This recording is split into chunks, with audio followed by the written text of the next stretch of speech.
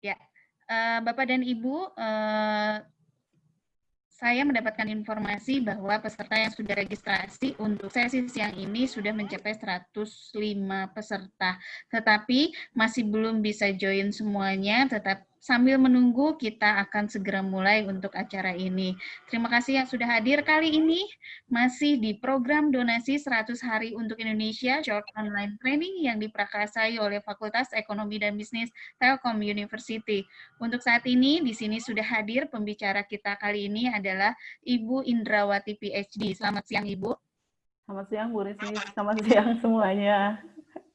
Iya, Assalamualaikum warahmatullahi wabarakatuh. oke. Tema kita hari ini menyambung dari sesi pagi. Sesi pagi kita sudah belajar bagaimana membuat proposal penelitian yang baik. Nah, sekarang sebetulnya kita akan membahas lebih jauh. Identifikasi kesalahan-kesalahan di dalam penelitian. Ini seru ya topiknya. Setelah tadi pagi kita membahas ada 9 poin dalam pembuatan proposal, sekarang kita bahas bagaimana apa yang biasanya dilakukan atau kesalahan-kesalahan apa yang biasanya ditemukan di dalam penelitian. Sebelum lebih jauh, untuk peserta yang baru, saya mohon izin memperkenalkan diri dulu. Nama saya Risri Srismayani, saya juga dosen dari Fakultas Ekonomi dan Bisnis. Baik, sebelum kita kupas tuntas materinya dari Bu Indrawati, lebih baik kita mengenal dulu beliau dan juga profil dari beliau ini.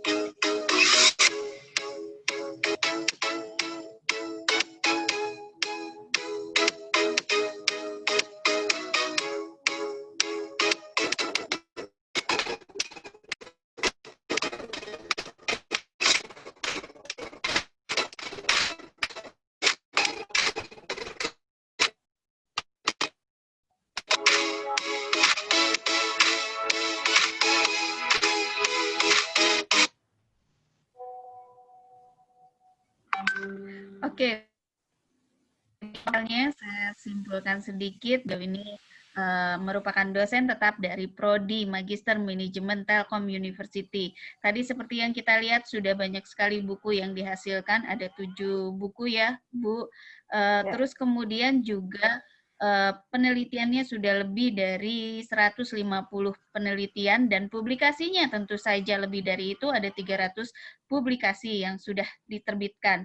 Nah, kemudian terkait dengan penelitian adalah menyambung, beliau sudah mendapatkan hibah penelitian Ristek Dikti yang dilakukan sebanyak 9 proyek, terus kemudian mendapatkan juga pendanaan Petronas sebanyak 1 proyek, dan juga sering berkolaborasi dengan Telkom Group, itu lebih dari 5 proyek. Nah, saya tidak akan berpanjang-panjang lebar, Ibu, saya persilakan Ibu untuk menyampaikan materi kali ini. Ya, terima kasih. Mangga, silahkan Ibu.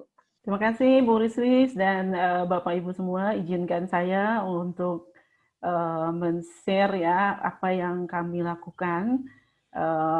Sebenarnya ini adalah bagian dari buku yang akan kami tulis ya. Jadi kami berkolaborasi dengan Profesor Umi dari Unicom ya. Kemudian dari MMU Malaysia, Profesor Sarafanan Mutaiyah, oh ya lupa ya. Terus yang berikutnya dari NQU, Profesor Brad Sai dengan satu lagi Dr. Wang ya, nanti kita akan berkolaborasi. Oh, satu lagi dari India dengan Profesor Subas. Jadi kami mengidentifikasi, tapi ini memang baru tahap-tahap awal, belum semuanya yang kita identifikasi. Jadi di sini juga yang saya sharing juga ya nggak banyak juga ya karena waktu juga terbatas. Jadi ini awal dari apa yang kita lakukan. Jadi kita akan berkolaborasi 4 negara, mudah-mudahan bisa dilancarkan gitu ya. Nanti juga akan kami supaya publikasinya juga insya Allah akan kita tulis dalam 3 bahasa. Jadi bahasa Indonesia, bahasa Inggris, dan bahasa Mandarin. Insya Allah, doakan saja. Ini sudah kami inisiasi sebenarnya. Baik, untuk saat ini saya ingin menceritakan apa yang mungkin akan lebih tepat dibahas saat ini. Mudah-mudahan bermanfaat buat kita semua. Dan tentu saya akan sangat tersenang sekali apabila ada masukan-masukan nanti mungkin dari Pak Falti, dari Bu siapa tadi ya, dari Bapak Ibu yang lain ya yang hadir saat ini, mungkin ada tambahan Bu ini nih, ada yang belum masuk misalnya ya, nanti tolong ini aja dimasukkan ke saya, nanti lewat email boleh, lewat chat juga boleh ya. Baik, saya mulai. Oh, ini saya mau menyapa beberapa ya, ada mahasiswa-mahasiswa saya, ada dosen di universitas lain ya, yang Melia dari mana? Dari Kalimantan ya, Melia itu sudah. Baik, saya mulai. Mungkin saya nggak bisa menyapa semuanya. Di dalam identifikasi ini sebenarnya kami sudah, jadi bukan saya aja ini ya, bukan dia, cuma saya berkesempatan untuk menyampaikan saja bahwa kesalahan itu sebenarnya bisa terdiri dari 2 ya, secara garis besar, yaitu terkait dengan struktur karya ilmiah ya. Kemudian terkait dengan penggunaan bahasa. Nah, saya tidak akan membahas penggunaan bahasa mungkin ya, karena kalau bahasa terus style juga itu sangat tergantung pada bahasa yang akan dipakai mungkin ya, dan ada yang bahasa Inggris dan yang bahasa Indonesia. Saya akan lebih terhadap struktur karya ilmiahnya ya secara keseluruhan begitu. Nah, saya akan bahasnya dengan menggunakan ini. Jadi saya sudah mengidentifikasi ada 9 karakteristik dari a good research ya. Kalau tadi di proposal juga ada 9 ya, 9 hal gitu yang harus kita perhatikan. Tadi kan mulai dari title working gitu sampai ke bibliografi. 9. Nah, sekarang ini 9 juga ya, karena memang saya suka angka 9 ya, 99 sifat Allah. Jadi 9. Jadi kita di sini ada mulai dari karakter pertama adalah purposiveness, kemudian nanti sampai ke parsimony. Nanti insya Allah akan kita bahas apa itu purposiveness. Jadi ada purposiveness, rigor, testability, replicability, precision, confidence, objectivity, generalizability, parsimony. Jadi itu ada 9 karakteristik dari suatu penelitian yang baik. Memang sebaiknya peneliti itu sebelum menulis ya, sebelum melakukan penelitian itu memahami dulu sih apa penelitian yang baik itu, karakternya seperti apa. Karena kalau kita tidak mengetahui karakter yang baik dalam satu penelitian, ya bagaimana kita akan membuatnya begitu ya.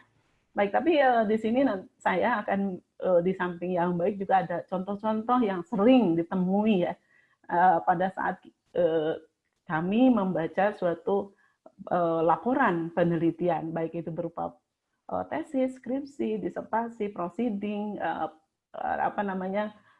jurnal ya, paper, makalah dalam proceeding atau makalah dalam jurnal. Baik, nah ini suatu penelitian yang baik itu dia harus mempunyai purposiveness, mempunyai tujuan. Jadi tujuannya apa? Nah, yang baik itu harus mempunyai 2 tujuan ya. Tujuannya itu dari segi praktik dan dari segi akademik. Misalnya kalau dari segi praktik biasanya ya, kalau dalam bisnis itu meningkatkan bisnis gitu. Jadi ada suatu fenomena bisnisnya itu tidak bagus, maka perlu kita teliti mengapa ini tidak bagus, bagaimana cara meningkatkannya. Jadi penelitian itu harus mempunyai purposiveness dari praktiknya. Mungkin bukan dari segi bisnis aja, tapi misalnya dari kehidupan. Jadi kehidupan lebih baik. Misalnya tadi saya contohkan sebagai smart city. Bagaimana kita harus melakukan penelitian tentang smart city supaya kehidupan kita lebih baik. Nah, gitu ya. Baik, itu dari praktiknya ya. Kemudian dari akademik. Dari akademik juga kita harus menunjukkan kenapa penelitian kita lakukan. Karena kita yakin bahwa dari seluruh dunia, nah mestinya ngomongnya seluruh dunia ya, karena ilmu itu sebenarnya tidak berbatas. Makanya kita, apalagi zaman sekarang ya dengan teknologi internet ini, apapun bisa terbuka begitu. Apalagi kita berkolaborasi dengan banyak orang, itu akan membuat kita semakin mengetahui banyak hal gitu ya. Nah, jadi mestinya kita yakin bahwa penelitian yang kita lakukan itu belum ada sebelumnya. Atau meskipun ada, berbeda misalnya dari segi objeknya, dari segi apa namanya objek produk, bisa juga dari segi tempat yang dilakukan meskipun kita menggunakan model yang sama.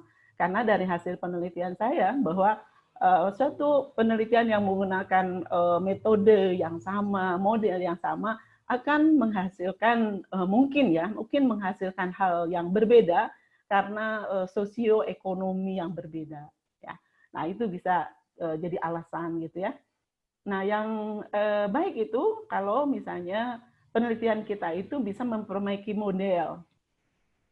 Ya, kita tahu bahwa suatu model, suatu teori itu berkembang karena selalu diteliti orang gitu, selalu misalnya kalau saya kan di bidang teknologi adoption, pertama yang muncul kalau menurut saya adalah teknologi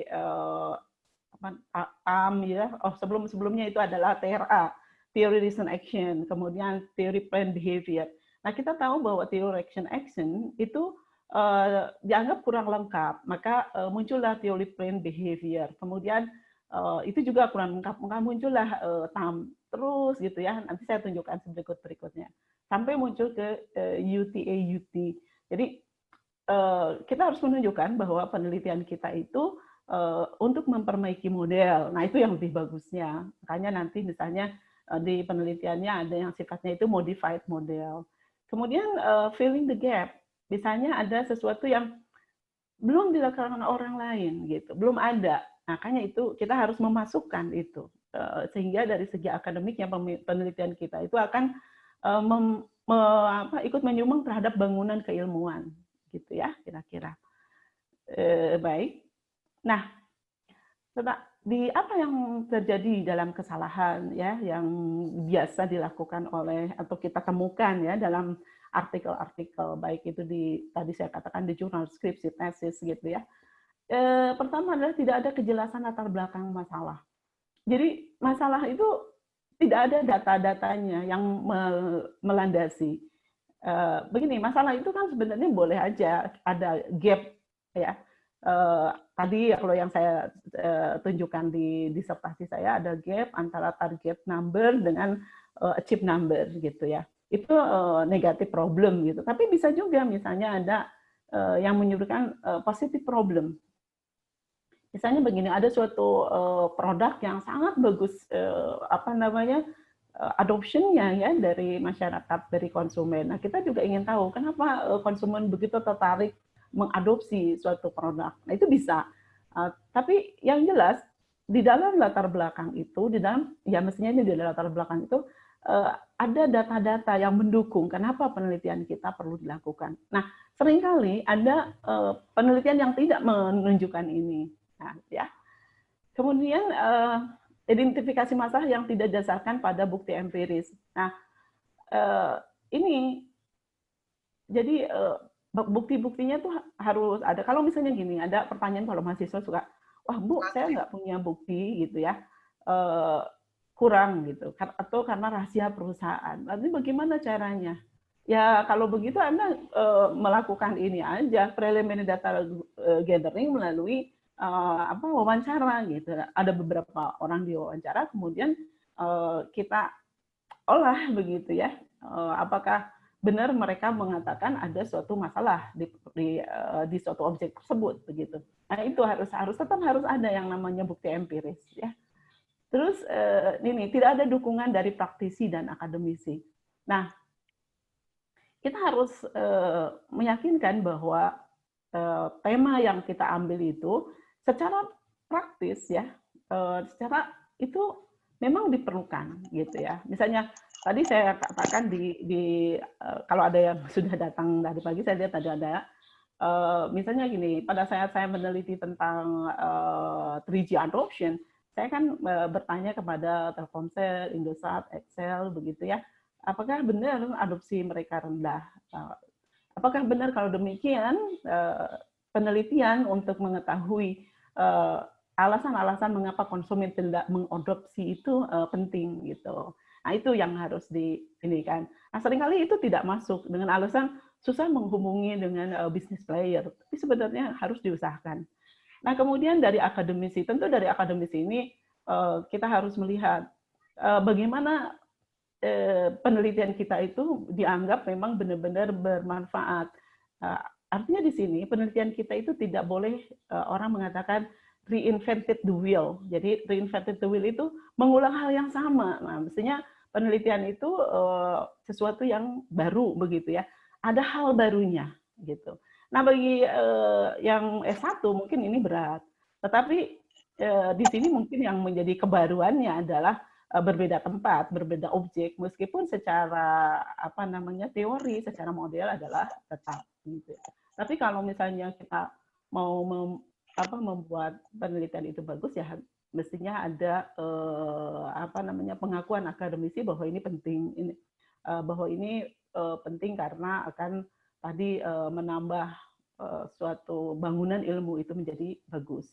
Nah, ini hal yang sering kita temukan ya pada saat kita membaca suatu karya-karya ilmiah.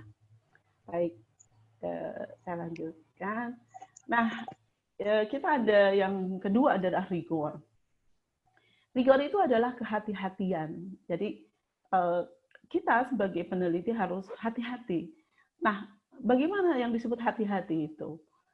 Karena kita itu kan ingin menjawab permasalahan. Nah, permasalahan itu tentu tidak seolah-olah kita itu hal yang sangat baru. Ingat ya, ini sudah 2020. Pasti ada orang lain yang sudah pernah membahas penelitian kita. Nah, kita yang harus banyak membaca. Nah, rigor ini, ya kehati-hatian ini akan ditunjukkan nanti dengan misalnya kemungkinan tulisan kita, ya hasil riset kita ini bisa menyelesaikan masalah itu berapa persen, gitu ya. Prediction power dari penelitian kita. Nah, karena kita bicara tentang prediction power dari penelitian kita, maka suatu penelitian akan memiliki prediction power yang bagus kalau dia hati-hati dalam menentukan teori yang dipakai. Jadi kita tetap harus banyak membaca. Kita harus tahu roadmap penelitian dari seluruh dunia itu seperti apa gitu. Jadi harus tahu, nggak bisa kita seolah-olah kita itu hal yang baru. Apalagi kita sudah di tahun 2020, pasti sudah banyak sekali penelitian sebelumnya. Ya. Kemudian yang menjadi rigor itu adalah good methodological design. Ya, secara metodenya itu bagus gitu, tidak ada yang salah, tidak ada yang mistakes gitu ya. Nah itu nanti akan saya uraikan apa kesalahan-kesalahan. Oke, ya nah ini saya melanjut dulu ke yang ketiga adalah testability. Suatu penelitian yang baik itu dia kalau dia mempunyai hipotesisnya, misalnya begini, hipotesisnya itu ada 5 misalnya ya dalam suatu penelitian. Kalau 4 diterima, didukung oleh data, nah itu adalah termasuk high accepted hypothesis gitu. Itu adalah penelitian yang baik. Kemudian model, karena misalnya hipotesisnya apa namanya highly accepted, maka nanti model yang dites juga merupakan model yang proven gitu, terbukti. Nah, itu adalah ciri dari penelitian baik dari segi testability gitu. Nah, ini tentu ciri penelitian yang kuantitatif. Kalau kualitatif cirinya apa? Kalau kualitatif cirinya adalah nanti si hasil dari kualitatif itu dia akan menciptakan model. Kalau untuk di kuantitatif itu tujuannya adalah mentes model testability. Kalau di kualitatif adalah menghasilkan proposisi-proposisi yang nanti akan membuat suatu model. Nah, nanti model ini akan dites di kuantitatif. Nah, jadi beda ya ciri penelitian antara kualitatif yang baik dengan dan kualitatif. Jadi kalau kuantitatif, ya kuantitatif itu testability karena mempunyai hipotesis. Hipotesis yang diambil harusnya dia banyak didukung gitu, banyak yang accepted-nya ya daripada yang tidaknya gitu. Baik. Kemudian nih replicability. Jadi kalau suatu model ya bisa dibuktikan gitu ya di satu penelitian. Nah, di penelitian berikutnya mestinya model itu bisa terbukti juga begitu. Nah, oleh karena itu maka kita harus menginformasikan kepada yang lain hasil penelitian kita, hasilnya seperti apa, dan nanti di future research-nya dijelaskan bahwa terbuka untuk mentes kembali penelitian kita dengan apa sih sebenarnya kekurangan dari penelitian kita, sehingga model kita dites kembali ya. Nah, kalau model kita itu ternyata nanti terbukti lagi gitu ya, modelnya proven, maka penelitian kita itu termasuk penelitian yang baik begitu. Ini ada appreciation pending close to the reality. Jadi karena kita itu sebenarnya ingin menyelesaikan masalah dan kita mengambil datanya itu bukan dari populasi, dari sampel. Nah, tentu hasil di sampel ini mestinya mempunyai tingkat keakuratan yang tinggi gitu. Karena nanti dari hasil statistiknya ini mudah-mudahan bisa dipakai di dalam suatu populasi gitu ya. Baik. Nah, dari tadi yang sudah saya sampaikan ada rigor, testability dan precision. Nah, ini ada yang paling sering saya temukan adalah pemilihan teori atau model yang salah ya. Jadi model yang dipakai itu bukan model yang current gitu ya, yang memiliki prediction power yang lebih baik gitu. Jadi prediction power-nya rendah.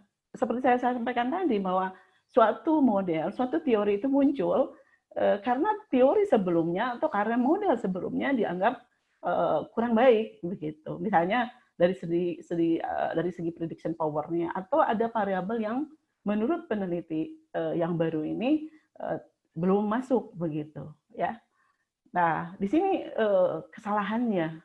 Tentu saja kalau misalnya kita menggunakan model yang prediction power-nya rendah di penelitian sebelumnya, di penelitian kita juga tidak akan jauh begitu. Nah, ini penting. Di sini banyak orang yang berargumen begitu ya. Saya juga pada saat ada mahasiswa saya bilang coba Anda pelajari gitu ya teori-teori adoption model, terus nanti kita diskusi. Saya biasanya begitu. Terus akhirnya kita menyimpulkan ya dari hasil diskusi itu bahwa you thought itu yang bagus. Terus dia balik lagi ke rumahnya. Ternyata bapaknya itu seorang dokter yang penelitiannya adalah yang menggunakan TAM begitu. Terus dia balik lagi ke saya, Bu, saya di-challenge papa katanya, kenapa nggak menggunakan TAM? Terus saya bilang, kamu jawabnya apa gitu. Terus menurut dia ya jawabannya karena TAM itu prediction power-nya lebih rendah. Gitu. Nah, itu ya benar jadinya. Nah, itu ya kira-kira. Nah, makanya kita harus nih, ini salah satu. Jadi misalnya kalau dengan teknologi adoption model, nah di ini kalau saya melihat menyusunnya seperti ini. Ini ada teori reason action, memang basis kita adalah dari psikologi ya sebenarnya. Nah, ini teori ini digantikan oleh TRA itu digantikan oleh TAM. Ini kan lihat attitude toward the behavior, subjective norm gitu ya. Ini yang sebelumnya kan ini kan ada attitude toward behavior, ada subjective norm. Nah, ini kan yang menciptakan itu Fishman dan Arjen.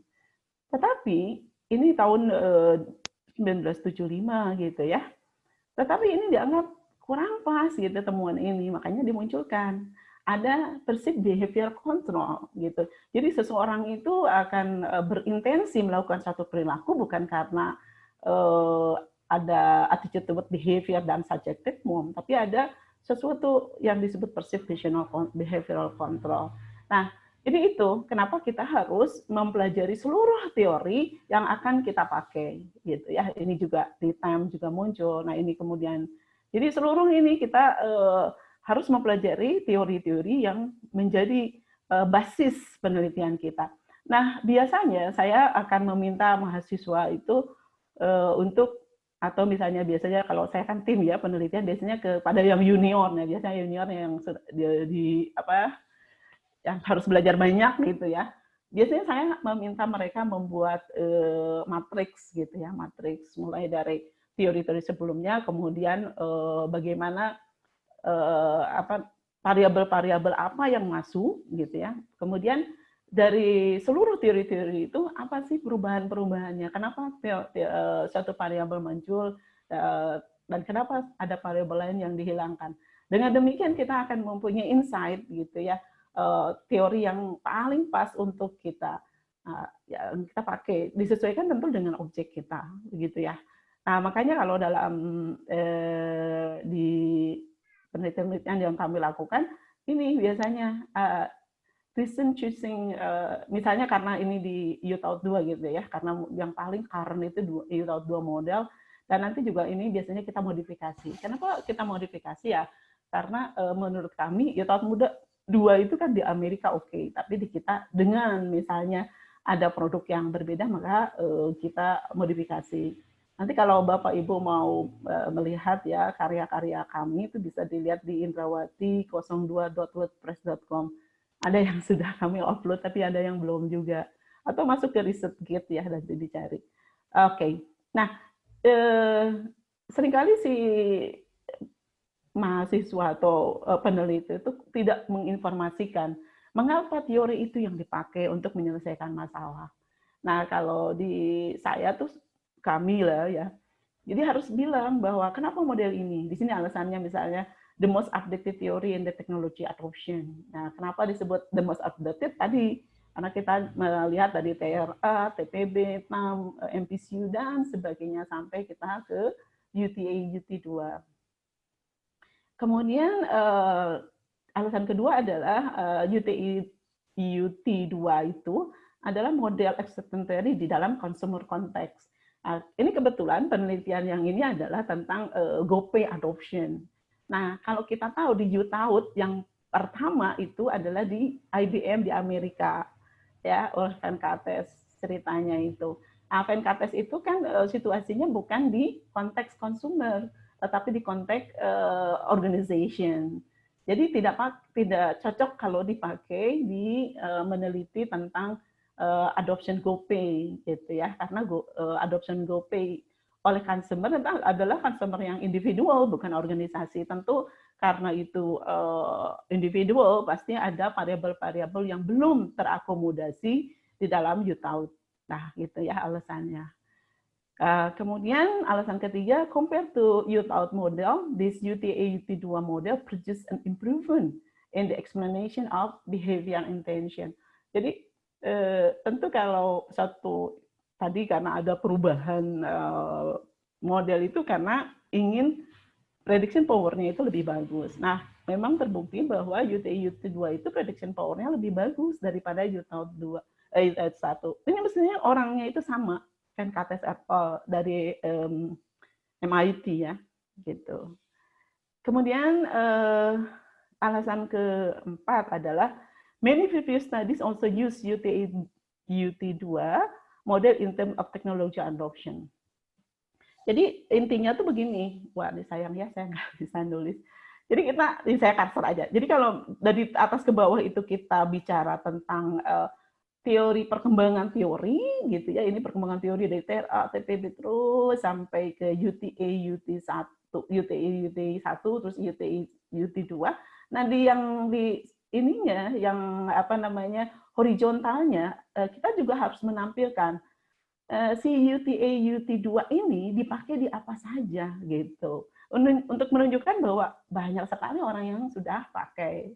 Jadi itu kelihatan bahwa si penelitian ini mempunyai dasar yang rigor, hati-hati gitu ya dalam pemilihan model. Nah, pada kebanyakan saya menemukan banyak yang tidak menggunakan teori-teori ini. pokoknya ceplok aja gitu ya. Ngambil satu model, oke ini ada model previous modelnya satu, kemudian sama dia dimodifikasi. Alasannya kenapa dia modifikasi tidak dijelaskan. Nah itu.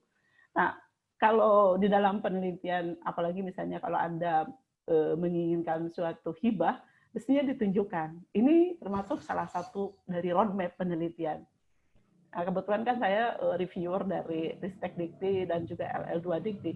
Kalau si penelitian ini tidak menunjukkan roadmap, sudahlah nggak masuk hitungan gitu ya. Karena kita meragukan kemampuan dia gitu ya. Oke. Kemudian, nah ini yang paling sering. Yang paling sering, sehingga saya suka dengan apa ya, dengan berat hati. Karena kalau kuesioner salah gitu ya, ya apa yang mau dibahas gitu kan? Ya, kalau kuesioner salah bagikan si datanya kan garbage ya. Kalau garbage ya garbage in, garbage out gitu. Makanya kalau harus hati-hati di sini dalam pemilihan alat pengumpulan data. Nah, yang akan saya bahas sekarang adalah yang paling sering muncul kesalahannya adalah di pembuatan kuesioner gitu. Ini saya coba ya ada beberapa yang saya ambil contoh. Bisa diklik nggak ya? Semoga. Oke. Nah ini ya contohnya. Saya kelihatan Bapak Ibu. Sebentar saya besarkan ya. Oh, kenapa ini? Coba. Oke. Oke ya. Sudah cukup besar kan? Baik. Jadi ini ada kuesioner tentang layanan gitu ya, kualitas layanan di suatu universitas.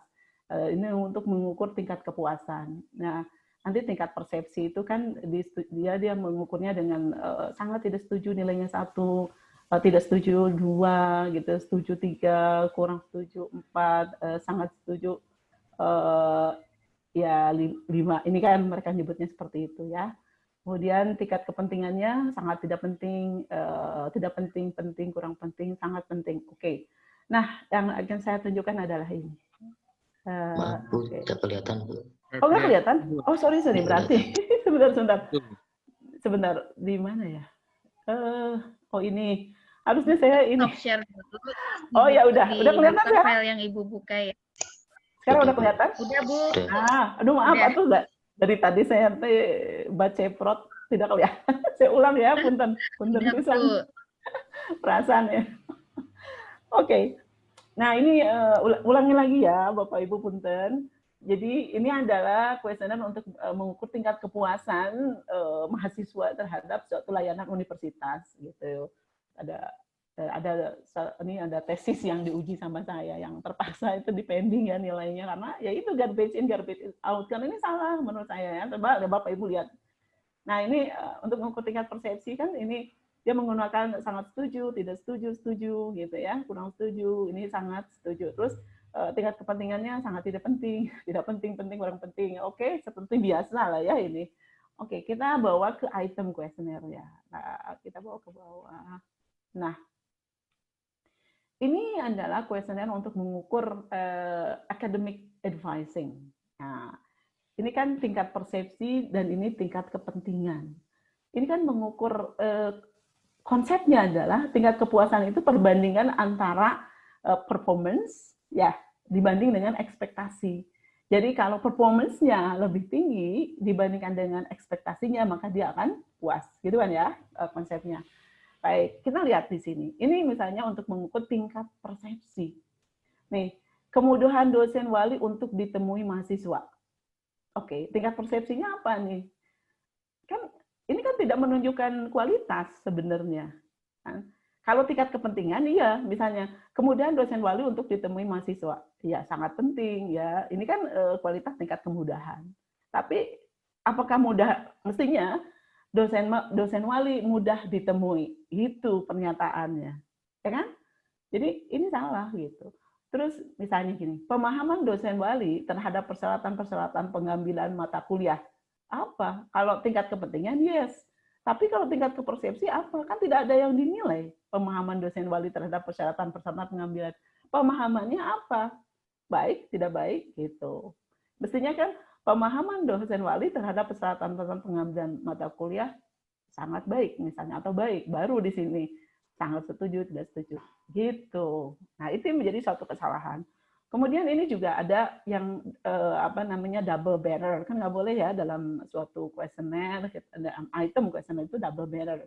Misalnya kepedulian dan bantuan dosen wali. Nah, nanti kalau saya mengatakan diri sangat penting gitu ya, itu untuk apa? Untuk kepedulian atau untuk bantuan? Nah, itu juga hal yang salah. Ini hampir semua itemnya salah. Iya. Iya. Jadi biasanya saya kalau menguji, waduh kalau ini mah mohon maaf gitu ya, Anda harus mengulang lagi mengumpulkan data gitu. Kalau datanya diulang mengumpulkan, ya buat apa kita ngomongin tentang cara pengolahan data terus hasilnya. Nah, itu. Jadi ini ya yang harus diperhatikan. Oke. Saya balik lagi ke identifikasi ya. Tadi sampai mana? Oh, bentar.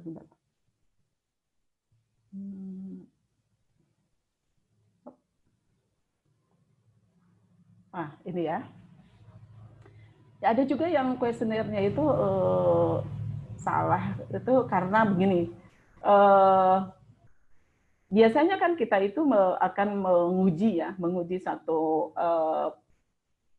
data ya, antara hubungan antara X dengan Y. Sebentar ya. Misalnya gini. Kita kan akan menguji dalam contoh di sini aja. Performance ekspektasi, apakah dia ada hubungannya terhadap behavior intention, kan gitu ya.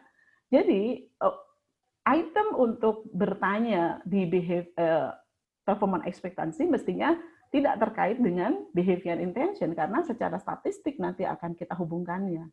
Jadi misalnya di dalam performance ekspektasi mestinya pernyataannya itu adalah misalnya 3G teknologi 3G sangat bermanfaat buat komunikasi saya sehari-hari. Itu performance ya. Nanti behavior intention-nya adalah saya akan menggunakan 3G apabila saya mempunyai fasilitas. Nah, kan tidak dihubungkan dengan manfaat 3G, ya kan? Nah, di dalam saya sering menemukan di dalam penelitian-penelitian itu di behavior intention-nya dia disambungkan gitu. Misalnya begini, saya akan apabila saya mempunyai fasilitas, saya akan menggunakan layanan 3G karena layanan 3G bermanfaat. Nah, di situ di item di situ menunjukkan adanya hubungan antara mengapa menggunakan 3G karena ada performance. Nah, banyak yang begitu. Sehingga nggak bisa, itu salah gitu. Karena kita kan akan menggunakannya, si peneliti itu akan mengukurnya misalnya dengan regresi. Ya. Kalau dengan regresi, maka item di performance itu tidak boleh ada hubungan dengan item di behavior. Begitu juga item di behavior intention tidak ada hubungan, karena justru itu yang akan diuji keterhubungannya. Nah, di dalam beberapa yang saya temukan ya di dalam sidang itu seperti itu, disambungkan begitu ya. Oke, terus, nah ini juga ini. Ibu, mohon maaf Ibu, sebentar. Ya. Tampilannya sudah ke slide lagi Bu, karena di kami masih tampilan yang Word tadi Bu. Oh, sorry. Ini maaf. Ini ya, baik. Nah, ya. Balik lagi. Udah oke, Bu. Ya, tapi jelas nggak? Saya balik lagi deh ya. Nah, saya gini. Nah, ini. Saya ulang lagi ya, barangkali nanti. Mohon maaf. Jadi, tidak boleh ya di dalam item itu kalau kita akan menggunakan statistik untuk menguji modelnya, misalnya kita akan meregresikan, item di dalam satu variabel itu tidak boleh berhubungan dengan item dalam variabel lain. Contohnya misalnya kita akan mengukur performance ekspektasi. Contoh salah satu itemnya misalnya misalnya dalam 3G ya, teknologi 3G teknologi 3G sangat bermanfaat buat komunikasi saya sehari-hari, gitu ya. Itu kan performance. Nah, behavior intention ya, apabila saya memiliki ya atau saya akan menggunakan teknologi 3G. Nah, itu adalah benar. Tetapi kalau misalnya dalam behavior intention-nya adalah saya akan menggunakan teknologi 3G karena 3G mempunyai manfaat. Nah, itu sudah boleh karena di behavior intention ini yang di kalimat yang saya katakan bahwa saya akan menggunakan teknologi 3G karena teknologi 3G bermanfaat, itu kan mengandung unsur performance ekspektasi gitu. Kenapa tidak boleh? Ya karena kita akan mengujinya dengan regresi. Menguji ini semua nanti. Jadi semua item yang di sini tidak boleh berhubungan dengan di sini.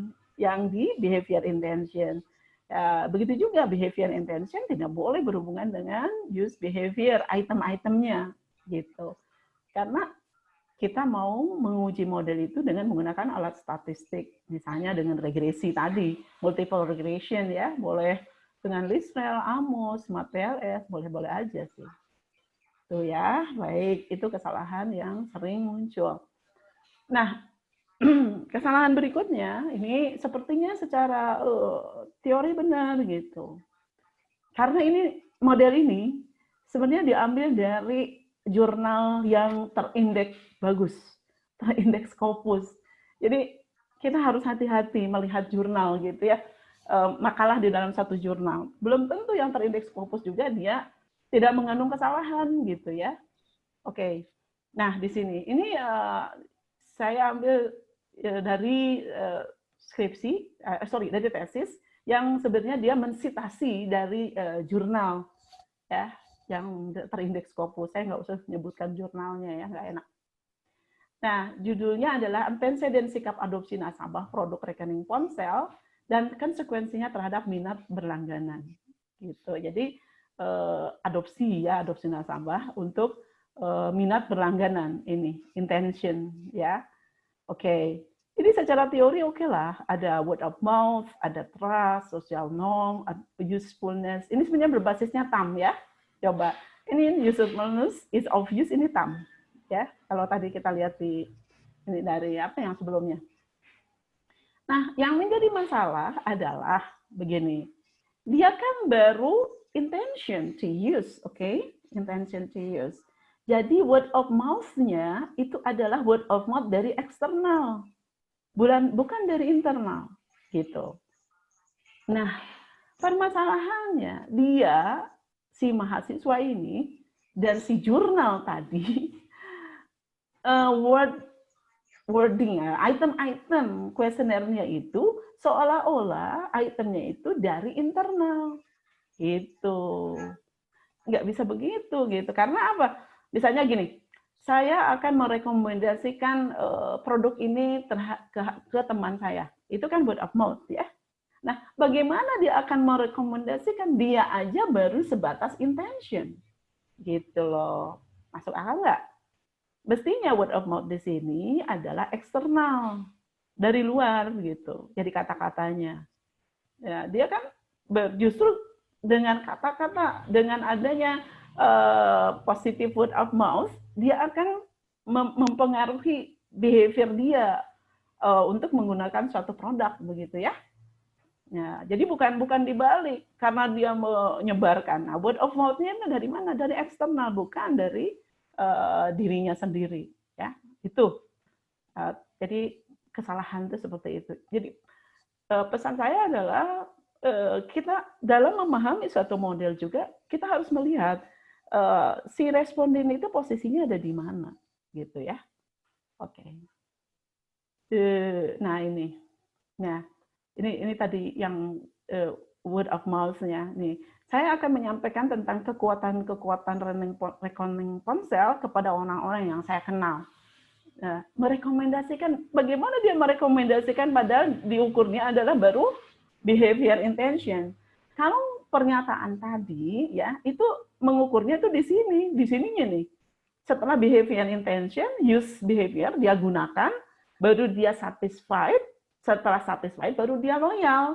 indikator loyal adalah referral. Referral itu adalah word of mouth salah satunya. Gitu loh. Jadi itu. Meskipun di sini word of mouth judulnya, tetapi item pertanyaannya harus berbeda. Karena apa? Karena posisinya dia word of mouth itu sebagai dari eksternal, bukan dari internal si responden. Nah, gitu. Ini kesalahan, ya. Saya akan menyampaikan tentang kekuatan-kekuatan rekening ponsel kepada orang-orang yang saya kenal. Bagaimana gitu ya?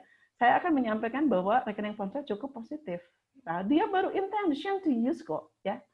Nah, kalau pernyataan ini adalah word of mouth pada saat dia sudah use, sudah memakai. Nah, use kemudian puas, nah baru puas kesananya loyal gitu ya. Ini dalam ilmu marketing ya, punten nih. Kalau bagi yang bukan non marketing, jadi saya mengambilnya apa tuh ya, dan saya bisanya marketing, jadi nggak bisa di ilmu lain gitu ya, takut salah juga. Baik, bagaimana kesalahan-kesalahan itu harus kita jaga supaya tidak terjadi gitu. Nah, biasanya kami itu melihat ada 4 step yang harus dilakukan ya.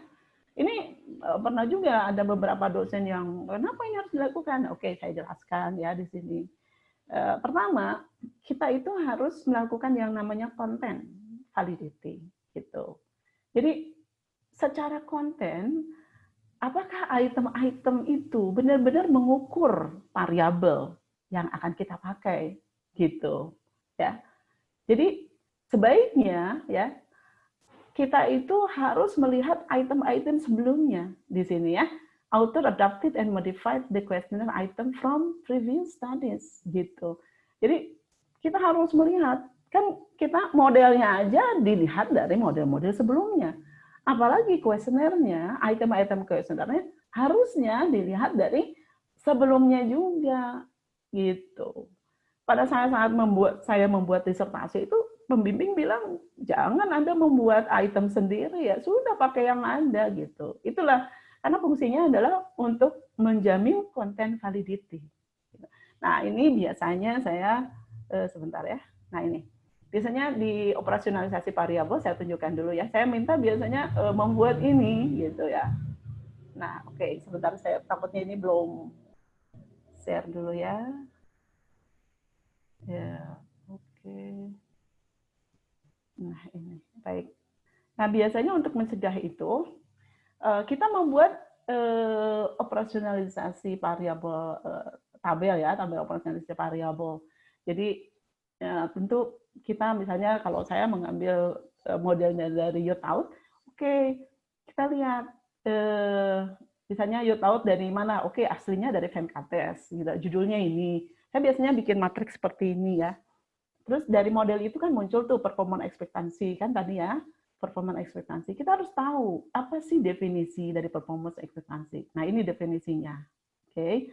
Terus itemnya apa yang dipakai untuk mengukur? Ini item-itemnya, gitu. Nah, kita sebagai ini tentu ada beberapa ya. Ini saya buka ya, unhide dulu ya. Nah, ada lagi misalnya yang lain ya. Ada mestinya ini banyak gitu ya. Yang seperti saya katakan tadi, misalnya di vertikalnya kita melihat berbagai teori sebelumnya, di horizontalnya kita melihat berbagai penelitian yang menggunakan model yang sama. Nah, nanti di sini yang akan kita lihat gitu. Penelitian Youtout 2 oleh ini misalnya oleh siapa Venkates, nanti oleh siapa misalnya oleh saya gitu, atau yang lain. Nah, nanti apa sih definisi dari variabel tersebut di sini tuliskan, kemudian itemnya apa untuk mengukur begitu. Nah, nanti si peneliti atau kita itu gampang nanti ya. Oh, sorry. Ini saya hide ya. Oke. Nah, jadi dalam penelitian ini tinggal gampang. Nanti di penelitian ini tinggal meng-copy paste dari sini. Oke. Bukan ini kalau judul ya udah kita buat sendiri judul. Kalau misalnya di model kita ada performance ya. Nanti definisinya kan tinggal kita copy paste dan kita modifikasi. Ini kita tinggal copy, oke, tinggal copy, paste di sini. Nah, tinggal kita modifikasi. Kita penelitiannya tentang apa, gitu ya. Kemudian itemnya juga kita pelajari, item-item dari seluruh penelitian-penelitian sebelumnya yang kita pelajari, mana yang paling cocok dari item itu. Kita copy paste aja bahasa Inggrisnya juga. Sebaiknya bahasa Inggrisnya tetap gitu. Karena pada saat kita membuat jurnal enak, tidak usah nyari-nyari lagi. Baru nanti kita menggunakan bahasa Indonesianya. Nah, itu. Nah, itu adalah langkah pertama untuk menjaga bahwa kuesioner yang kita pakai itu valid dari segi konten, validity. Nah, kita juga harus menjaga, ini kan apa yang kita buat itu, misalnya saya penelitiannya tentang 3G atau tentang website. Sementara di sini misalnya dia tentang sistem gitu ya, suatu sistem. Nah, tentu dengan objek yang berbeda, maka wording-nya akan berbeda. Nah, disitulah mengapa kita perlu expert judgment. Expert ya, apakah expert itu setuju dengan item-item yang kita pakai dengan kondisi penelitian kita yang objeknya berbeda. Nah, sehingga di sini perlunya pemahaman expert. Ini jangan salah ya. Sering sekali nih teman-teman itu atau peneliti-peneliti itu dia pokoknya ingin memenuhi gitu ya kebutuhan kewajiban melakukan face validity gitu ya. Dia datang aja ke dosen yang sangat sibuk gitu, terus karena dosen itu sangat baik, jadi dia terima, padahal karena sibuknya ya nggak bisa melihat kaitannya variabel, kemudian definisi variabel dengan item, dan kaitannya juga dengan apa yang diteliti. Nah, itu menjadi miss, sehingga pada saat diuji, lah ini masih salah gitu. Nah, kayak tadi kesalahan itu ya, biasanya kalau saya mengatakan itu salah, saya langsung ini loh logikanya. Di situ kita, nah itu kan tujuannya kita meneliti itu juga melatih logika kita berpikir ya. Kalau logikanya nggak jalan, wah gitu, dari situlah nilainya sudah jatuh gitu kan. Nah, jadi di step kedua itu tadi kan pertama adalah kita harus mengambil item-item itu dari previous research ya untuk menjamin content validity.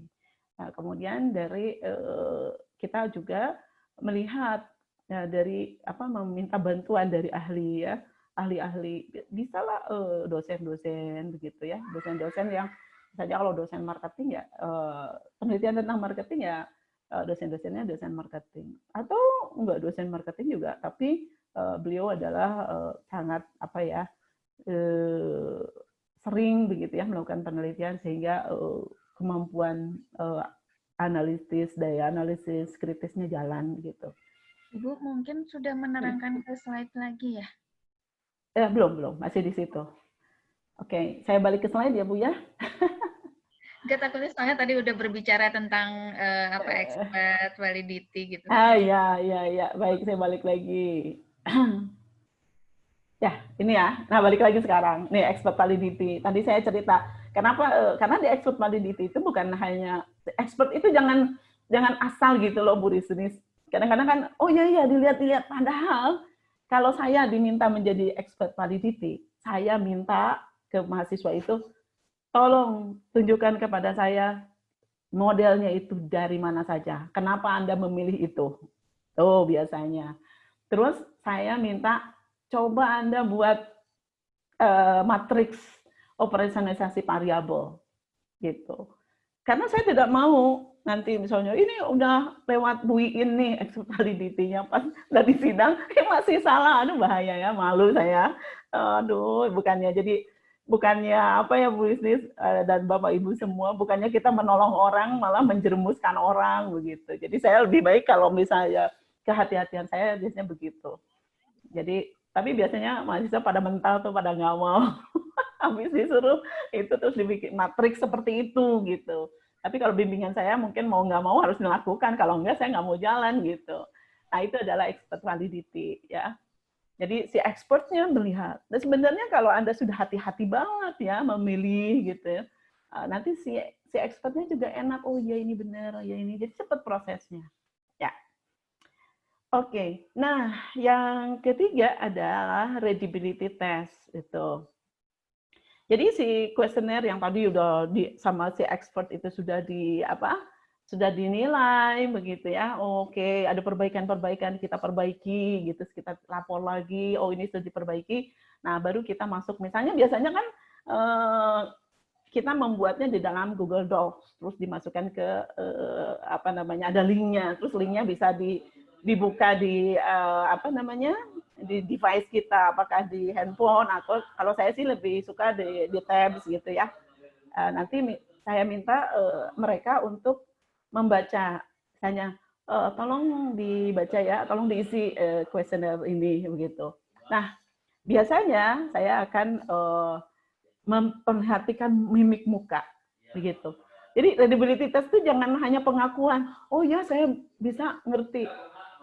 Tetapi mestinya melihat mimik muka. Kalau misalnya pada saat mengisi, oke, misalnya tolong isi ya kuesioner ini linknya, saya kasihin tabnya gitu ya.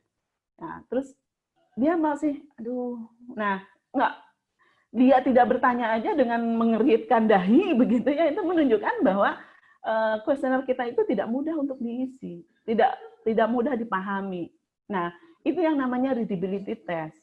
Nah, biasanya saya mengujikan terhadap 3 kelompok yang berpendidikan, tergantung ya responden kita kira-kira, misalnya yang berpendidikan SMP, SMA, perguruan tinggi. Nah itu, karena level pendidikan yang berbeda akan memiliki kemampuan membaca yang berbeda, gitu ya. Oke, nah yang terakhir baru pilot test, gitu. Nah ini yang kesalahan di dalam proposal atau dalam penelitian hasil laporan penelitian itu, orang mahasiswa itu atau terutama mahasiswa ya, seringnya dia menampilkan hasil pilot test, Cronbach Alpha sekian gitu kan, kemudian apalagi composite reliability sekian, terus corrected item total correlation sekian gitu ya, memenuhi semua gitu. Padahal dari segi pada saat kita baca kontennya salah gitu. Dan menurut saya di sini sangat penting begitu. Kenapa sangat penting? Yaitu kalau si measurement-nya salah, maka ininya juga salah, hasilnya juga salah. Makanya kalau saya sih, wah mendingan dipending dulu deh sidangnya ya. Nah, ini menjadi bagi mahasiswa-mahasiswa yang akan menulis atau akan sidang ya, daripada Anda bertanya-tanya kepada orang lain, lihatlah apakah kriteria-kriteria ini sudah memenuhi apa belum, gitu ya. Oke, kemudian tentang confidence ya. Confidence itu seberapa yakin ya. Jadi seberapa yakin tingkat kemungkinan estimasi kita itu benar. Biasanya kan ada 99%, 95%, 90%, sampai 85%. 85% dalam ilmu sosial sih masih dimungkinkan. Nah, cuma yang paling baik itu pada saat confidence-nya adalah tinggi, begitu ya. Nah, itu. Baik. Nah, terus yang berikutnya yang sering salah ya terkait dengan confidence itu adalah penentuan hipotesis. Kan begini, kan kita tuh inginnya hipotesis yang kita buat itu diterima begitu ya. Nah, kalau untuk diterima ini maka dan dia memiliki tingkat yang besar gitu ya, tingkat confidence-nya. Nah, di sini seringkali orang tidak memperhatikan ya apakah hipotesisnya direksional atau tidak. Nah, saya menyarankan kalau kita sudah membuat model itu berdasarkan model sebelumnya, begitu ya, dan kita sudah tahu hasilnya dari penelitian sebelumnya apakah positif atau negatif, gitu ya, maka sebaiknya menggunakan yang directional. Nah, Sementara ini banyak mahasiswa yang atau yang lainnya juga, dia menggunakan hipotesisnya itu non-directional gitu. Jadi tidak mengatakan misalnya, nah kalau yang directional itu kan begini, misalnya saya ambil model ya, ya ini misalnya kalau saya mengambil yang directional gini, performance expectancy berpengaruh positif signifikan terhadap behavior intention. Nah, positif signifikan itu adalah directional. Nah, kalau tingkat confidence yang kita ambil adalah 95%, maka p-value-nya itu ya, itu 1,64. Nah, tapi kalau non-directional, p-value-nya adalah 1,96. Jadi requirement-nya lebih tinggi kalau non-directional gitu. Makanya saya sarankan hipotesisnya itu adalah hipotesis yang directional. Tentu menentukan direksi dari suatu hipotesis itu harus dilihat dari previous research, bagaimana hasilnya, gitu ya. Oke. Baik. Kemudian objectivity. Nah, penelitian yang baik kan untuk menyelesaikan suatu masalah ya. Jadi kita memberikan saran berdasarkan hasil penelitian. Nah, jadi kalau objectivity, saran yang diambil mestinya based on facts, ya, tidak berdasarkan subjektif, penilaian subjektif atau emotional value. Nah, ini yang paling sering, entah orang itu sudah capek begitu ya, pada saat gongnya jadi kehabisan waktu. Nih, sering orang itu dia terbentur dengan apa namanya saran yang sifatnya normatif gitu loh. Ya, tidak berdasarkan hasil penelitian. Contoh ya, nah misalnya dalam marketing ya, perusahaan ABC, nah biasanya kan kalau perusahaan yang rasial gitu, makanya di disguise jadi namanya ABC aja. Jadi perusahaan ABC sebaiknya melaksanakan program pemasaran secara efektif dan efisien. Padahal tidak ada di dalam model variabel efektif dan efisien gitu. Nah ini kan normatif aja, tidak usah dilakukan penelitian juga memang program pemasaran itu harus dilakukan secara efektif dan efisien gitu. Nah ini kesalahan ya, gitu ya. Nah mestinya kan kita lihat dari variabel-variabel tersebut gitu. Mana sih yang paling signifikan? Saya balik lagi ya ke atas ya. Sorry. Misalnya di sini di penelitian ini. Performance ekspektasi terhadap behavior intention. Ternyata misalnya dari seluruh penelitian ini yang paling penting misalnya ya, yang paling penting itu adalah katakanlah effort expectancy, kemudahan menggunakan ya. Misalnya apabila blockchain misalnya ya, teknologi blockchain. Ternyata kalau misalnya blockchain ini mudah dipakai, maka akan orang cenderung mau menggunakan. Nah, ternyata dari hasil tes, effort expectancy ini menjadi nilai yang paling besar. Nah, dibandingkan misalnya price value gitu. Nah, dengan demikian maka saran yang pertama adalah diberikan berdasarkan effort expectancy, bukan berdasarkan price value gitu. Apa sih yang paling penting? Oh, ternyata yang paling penting itu konsumen akan menggunakan blockchain pada saat blockchain itu mudah dipakai gitu ya. Jadi bukan ngomong oh kalau blockchain itu murah maka akan dipakai. Misalnya price value itu tidak menjadi paling penting gitu ya. Nilai-nilai apa di sini biasanya kan menggunakan beta ya. Misalnya nilai betanya itu di sini hanya 0,1 misalnya, sedangkan di sini 0,3 gitu. Nah di dalam biasanya mahasiswa tidak melihat ini, ada beberapa mahasiswa yang tidak melihat itu. Dan pada saat kita memberikan saran juga, misalnya effort ekspektasi paling besar. Nah, tentu kan tidak semua item dalam effort ekspektasi itu yang lemah gitu ya. Semuanya mempunyai kualitas penilaian yang sama. Nah, kita akan lihat misalnya kalau saya dalam membuat kuesioner itu meminta mahasiswa membuat atau saya sendiri mengusahakan satu variabel itu memiliki 4 atau 5 item. Kenapa? Karena takutnya pada saat uji pilot test, ternyata misalnya 2 gugur, berarti kan tinggal 3. Coba kalau kita punya 3 item, Nah, 2 gugur tinggal 1. Bagaimana satu akan mengukur satu variabel gitu. Ya, mudah-mudahan nih ketangkap ya apa yang saya maksudkan. Nah, jadi dari misalnya di effort expectancy itu saya memiliki 3 variabel. 3 item. Nah, kita harus melihat mana item yang penilaian oleh responden itu paling rendah. Nah, ini yang paling rendah ini yang harus diperbaiki gitu.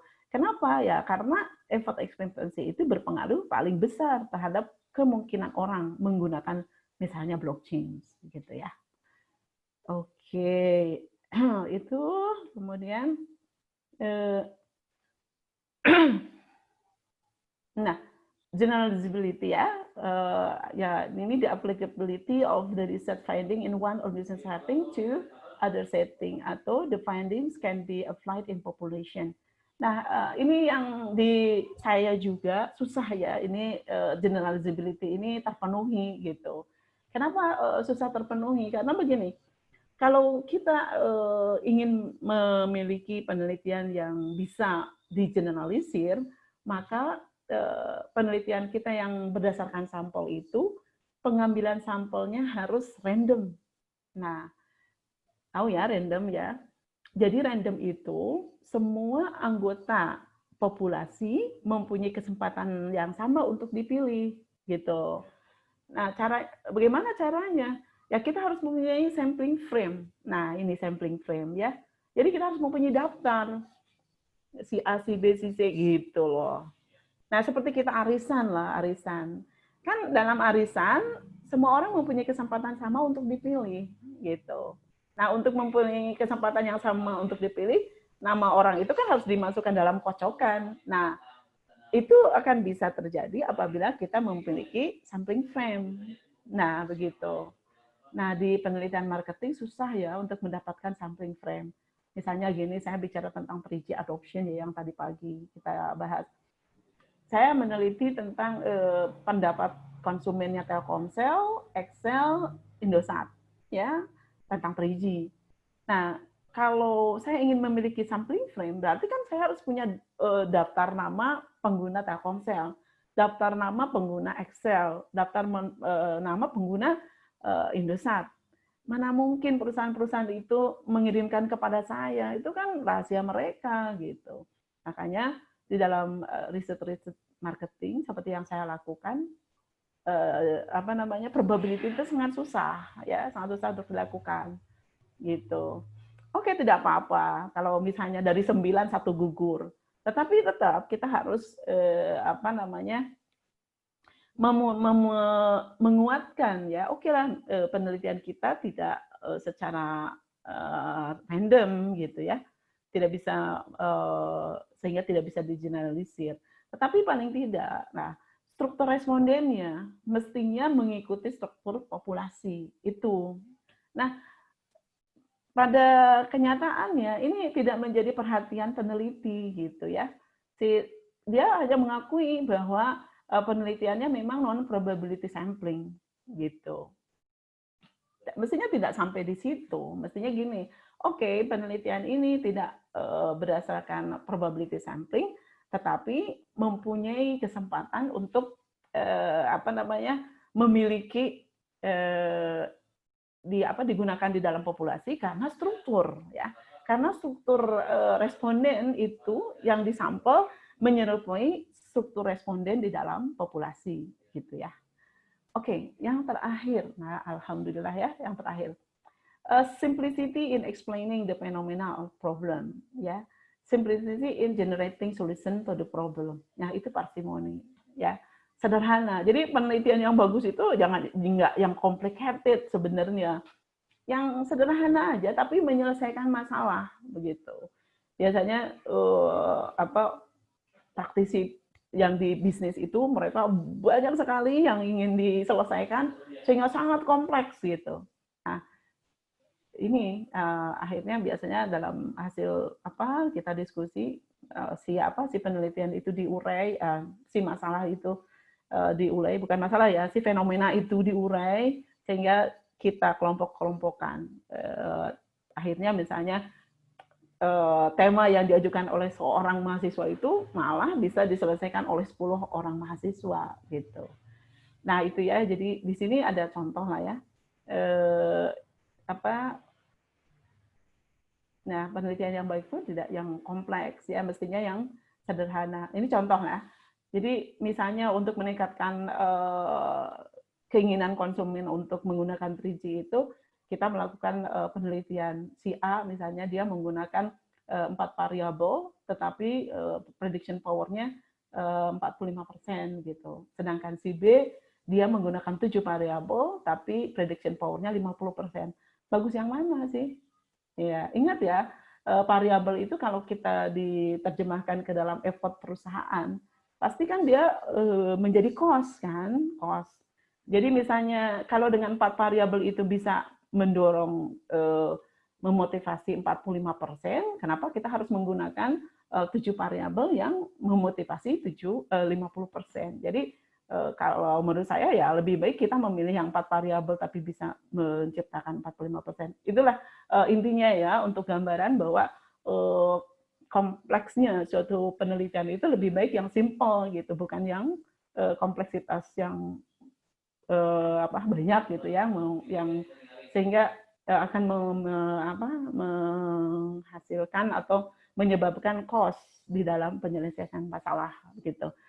Baik, itu mungkin ya Bu Risris yang bisa saya share hari ini. Jadi ada penelitian-penelitian yang salah itu kita identifikasi dari 9 ya. Ini dari 9 karakteristiknya. Mungkin banyak hal yang saya juga masih kelewat begitu ya. Tapi karena waktu mungkin ya, ini tadi sudah 43 menitnya kita bicara. Tadi dari jam berapa? 13.30 ya. 13.30 ini udah 14.44. Wah, oke. Soalnya mau di-skip sayang gitu ya. Pembahasannya belum sampai akhir, penasaran yang lain. Bu, pengen sampai semua dibahas kriterianya gitu. Jadi saya nggak tega nge-skipnya juga, Bu. Bisa aja. Baik. Mangga Bu Risnis, barangkali ada yang mau protes, mangga. Ada mau bertanya, mangga. Ini hanya Ibu sekedar boleh izin stop share ya, supaya mangga. saya bisa tampilin ya pertanyaannya. Mangga, ya. Bu, mangga. Oke, mangga. Udah ngantri Bu pertanyaannya dan sudah saya tutup karena sudah 12 pertanyaan yang kita kantongin ya. Semoga bisa dijawab semua oleh Ibu. Baik, insya Allah. Oke. Mungkin sudah terlihat pertanyaan-pertanyaannya. Kita mulai dari yang pertama ya. Oke, yang pertama ini ada dari Ahmad Roshid. Bisakah menggabungkan pendekatan kualitatif dan kuantitatif dalam satu penelitian berdasarkan alasan praktis maupun filosofis? Iya, baik. Langsung jawab ya. Terima kasih ini Pak Ahmad Rosid ya. Atau Mas Ahmad, saya nggak ngerti. Mungkin pasti lebih muda lah dari saya ya, Mas Ahmad Rosid deh. Boleh dibantu Pak Asep untuk unmute Pak Ahmad Rosidnya. Oke. Ya. Sudah bisa langsung, Bu? Sudah langsung ya. Oke. Jadi begini, memang kalau praktiknya ya, penelitian itu kalau menurut saya itu mestinya kualitatif, kuantitatif, kualitatif begitu. Kan di kualitatif itu kan kita mencari ya, meyakinkan gitu. Tadi misalnya di dalam ada kita udah melihat model-model, terus kita menemukan satu model misalnya tadi you thought 2 bagus. Tapi kan karena kita melihat objeknya gitu berbeda dengan apa yang dilakukan di Amerika misalnya ya. Di sini kita ada objek yang lain, misalnya kita meneliti tentang GoPay lah saya ya, meneliti tentang GoPay. Nah ternyata kenapa seseorang itu mengadopsi GoPay? Biasanya memang berangkat dari pemikiran kita ya, diskusi-diskusi. Oke, karena saya trust, saya percaya gitu ya. Nah kata trust ini kita harus tanyakan kepada pengguna GoPay, kenapa dia menggunakan GoPay? Nah ini kan bertanya seperti itu tidak secara kuantitatif, tetapi secara kualitatif kita bertanya kepada beberapa orang. ya kita menggunakan convenience sampling ya terhadap teman-teman di sekitar kita. Kenapa Anda menggunakan GoPay ya? Nanti ini. Nah, nanti ada trust. Oh, oke. Nah, mungkin nanti dari 15 orang yang kita tanya, ternyata yang setuju bahwa mereka menggunakan GoPay itu karena trust. Nah, berapa persen? Nah, itu kan jadi untuk menguatkan ya, kita menambahkan variabel trust terhadap suatu model. Nah, itu dilakukan secara kualitatif gitu ya di awal. Kemudian kita keluarlah model ya, model misalnya youth model ditambah variabel trust. Nah, terus kita uji nih, diuji dengan berapa? Biasanya 400 orang gitu ya. Nah, atau terserah, misalnya kalau kita mengambil seperti saya ya di disertasi saya itu sampai 1.200 sekian. Ya karena apa? Karena kan ngambilnya di beberapa kota gitu. Banyak kan gitu. Di 8 atau 10 kota. Dari satu kotanya juga banyak. Nah, nanti keluar tuh hasil. Ternyata misalnya ada yang tidak signifikan. Padahal kan kita sudah mati-matian. Nah, kan kita memilih modelnya juga dengan berdasarkan penelitian sebelumnya, kemudian hasil wawancara. Tetapi ternyata dari hasil pengujian data secara kuantitatif, ada variabel yang nggak signifikan. Misalnya di disertasi saya, affordability of price dan affordability of service itu tidak signifikan. Nah, saya harus testing lagi. Kenapa ini signifikan? Padahal kan saya sudah mati-matian mengatakan ini signifikan. Akhirnya saya harus melakukan qualitative research. Nah, nanya kepada orang-orang lagi, responden sebelumnya, tapi tidak semua. Saya hanya memilih sampai terjadi saturasi di kualitatif. Jadi memang kita sebaiknya riset itu penggabungan kualitatif, kuantitatif, kualitatif, sehingga penyelesaian masalah untuk kita sarankan kepada misalnya institusi ya perusahaan itu lebih firm gitu. Itu barangkali ya Pak Ahmad Rosyid Burisris. Iya Ibu. Baik, kita lanjut ke pertanyaan berikutnya ya Bu. Ya, enggak. Oke, dari Wahdan Arum, punten Bu izin bertanya, bagaimana menurut Ibu mengenai subjektivitas dalam penelitian? Yang pertama, terus kemudian yang kedua adalah jika penelitian dilakukan dimulai dari pengolahan data, bagaimana menurut Ibu? Tahapannya di awal tuh dari mulai pengolahan data. Maksudnya kalau di proposal, skripsi, atau tesis dimulai dari bab 3, lalu bab 2, dan lalu bab 1. Gimana kalau mundur katanya? Gak mau maju, gak mau dari bab 1 dulu. Ya, masa Ibu dijawab. Oke, baik. Terima kasih ya jawab pertanyaannya kepada Bapak, Ibu, apa siapa nih Wahdan. Oke, ini namanya kayak nama saya Indra, itu bingung apa laki apa perempuan. Ada satu lagi Pak Indra di sini, Bu. Ya kan. Baik.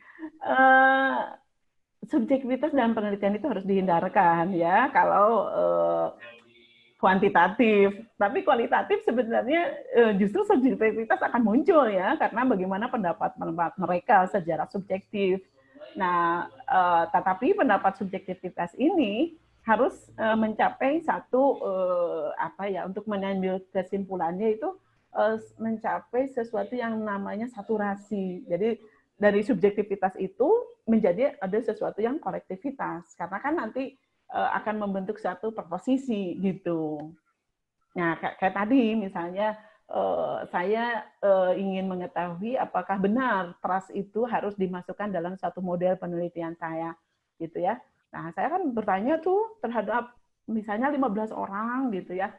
Tentu pertanyaan saya itu kan terkait dengan apa yang mereka rasakan, subjektivitas kan, mereka ngomong gitu ya, sampai puaslah mereka ngomong dan saya mendapatkan informasinya. Itu adalah subjektivitas, tetapi subjektivitas itu harus menjadi sesuatu yang objektif gitu. Makanya nanti dalam kualitatif itu si data itu harus mencapai apa yang namanya saturasi. Jadi tidak ada hal-hal yang baru lagi yang muncul.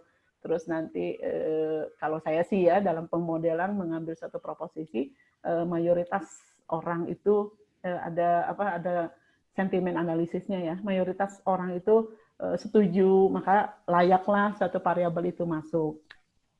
Gitu ya, terkait subjektivitas. Tetapi dalam penelitian ini secara apa namanya, kalau sudah berupa riset, resultnya itu subjektivitas mestinya sudah tidak ada, karena ya mestinya harus sudah objektif, begitu ya. Oke. Pertanyaan kedua, dilakukan dengan pengolahan data. Pengolahan data apa? Penelitian itu, pengolahan datanya mungkin bukan pengolahan data di bab 3, pengolahan data di bab 1, begitu. Kan untuk kita, kan harus faktual, harus empiris ya. Kita kan untuk mencari, bukan membuat masalah ya, memformulasikan masalah. Nggak boleh Bu Rislis membuat masalah. Memformulasikan masalah itu, iya, jangan membuat masalah, ditangkap polisi, makar itu namanya. Ya kan Bu, biar penelitian ada, jadi dibuat dulu masalahnya kata. Oke. Ya, biar santai ya, nggak usah tegang-tegang amat. Jadi berdasarkan data, jadi pengolahan datanya bukan pengolahan data di mana? Di bab 3, pengolahan data itu hasil dari preliminary data gathering. Tentu kan kita, misalnya saya tadi ya, kalau Wahdan datang tadi, kan saya harus menunjukkan tuh bagaimana targeted Excel, Telkomsel, Indosat gitu ya. Kemudian bagaimana hasilnya. Ini kan ada data target, ini data capaian. Nah, ini pasti di 3 perusahaan ini tidak saya dapatkan dalam satu table seperti itu. Dari berbagai berita, berbagai informasi, laporan, saya simpulkan, saya olah. Jadi pengolahan data itu di sini adalah pengolahan data untuk mendukung kita membuat memformulasikan masalah gitu. Jadi tidak diawali dengan bab 3 ya. Karena bab 3 itu, atau di bab 4 ya, itu kan justru kita diberangkatnya dari pengolahan data itu untuk menjawab pertanyaan. Nah, pertanyaan itu ada di mana? Itu di bab 1, begitu ya. Itu mungkin ya, Bu Rislis. Ya. Iya, terima kasih Ibu Wahdan Arum. Kebetulan salah satu pengajar dari kita juga, Bu, dari Fakultas Ekonomi dan Bisnis. Oh, oke. Oh, Ibu ya, punten. Aduh, saya tidak kenal, bahaya nih. Mohon maaf. Ya. Ya, justru jadi kenal Bu sekarang ya. Iya, biasa saya mau orang atas. Orang gerlong. Orang gerlong. Oke, Ibu, masuk ke pertanyaan berikutnya dari Mbak.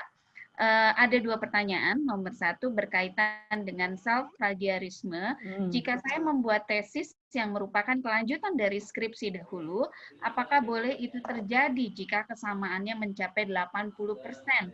Artinya hanya menambah sekitar 20% dari penelitian skripsi untuk dilanjutkan ke tesis. Jadi tesisnya hanya menambah 20%. Begitu, Bu. Yang pertama dulu, Mangga, silahkan. Nah, baik. Begini, ada aturan umum ya, secara umum lah. Tapi ada berbeda angka-angkanya. Jadi kalau laporan penelitian itu kita harus dicek ya plagiarism index-nya. Jadi ada pakai Identicare, terus kalau di kita mah pakai apa Bu Rislis? Apa sih? Identicare, yang di Telyu biasanya kita pakai, lupa lagi saya. Turnitin ya, oke. Kita pakai Identicare. Tapi dulu waktu saya sekolah itu pakai Turnitin.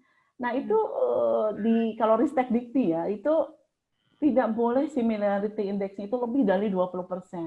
Kalau 20% ke atas itu dicoret aja.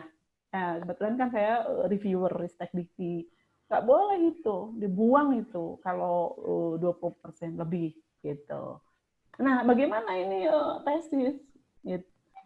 Ada juga ya penelitian-penelitian misalnya di IEEE, itu maksimum tidak boleh lebih dari 20.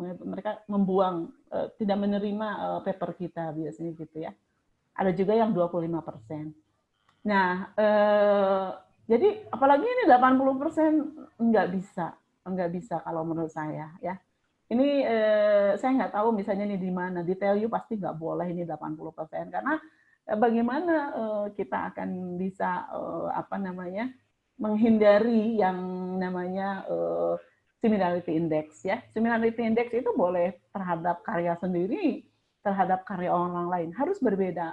Makanya misalnya kalau kita mensitasi karya kita sendiri, itu harus apa namanya harus dikatakan itu sumbernya dari tulisan kita dan diparaphrasing, ditulis ulang gitu, supaya kata-katanya berbeda. Kalau enggak ya nanti similarity index-nya tinggi. Kalau similarity index tinggi ya dibuang, nggak bisa dinilai gitu ya. Oke, itu kedua ya. Ya, yang kedua Bu, apakah state of the art itu sama dengan novelty? Jadi kalau state of the art itu kan kita melihat tuh bagaimana posisi ya, posisi penelitian kita dibandingkan dengan penelitian-penelitian yang lain, itu kan pemahaman saya seperti itu. Nah, itu ada kita menggambarkan ya dari seluruh gitu ya roadmap penelitian di sedunia. Nah, mestinya sedunia itu kita ada di mana. Nah, mestinya apa yang kita lakukan itu berbeda dengan yang ada di dunia dalam rentetan itu. Nah, itu akan kalau demikian kita menciptakan sesuatu atau menambahkan sesuatu yang baru, maka dengan memahami state of the art, kita akan memunculkan novelty itu. Tetapi misalnya, oke, kita menggambarkan nih penelitian kita ada di mana gitu ya dari rangkaian penelitian di seluruh dunia, tetapi ternyata tidak ada kita menambahkan sesuatu yang nggak dapat novelty-nya, gitulah Bu. Ya, terima kasih. Iya, jelas sekali ya perbedaan antara SOTA maupun novelty itu seperti itu. Kita beralih ke pertanyaan selanjutnya. Oke, ada dari Rio Suarez, dari penjelasan Ibu mengatakan filling the gap. Nah, berapa persen sebuah penelitian itu valid untuk bisa membantu menyelesaikan existing gap pada lokasi penelitian? Oke, sebentar saya tuh agak kurang paham nih. Iya, ini kayaknya dari penjelasan Ibu ya tadi terkait dengan gap. Oke. Tadi saya menjelaskan filling the gap itu terhadap suatu penelitian misalnya ya.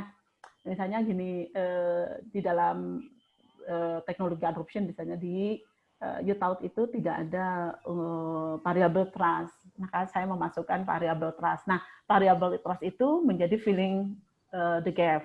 Nah, filling the gap ini harus signifikan gitu. Kalau itu dikatakan si variabel yang saya ajukan itu harus signifikan gitu. Misalnya gini, dalam penelitian saya di 3G adoption ya, di 3G adoption itu saya memasukkan kan di situ ada performance expectancy, effort expectancy, social influence, facilitating condition. Padahal kita ngomong tentang 3G. 3G itu kan apa namanya akses ya, akses terhadap suatu informasi.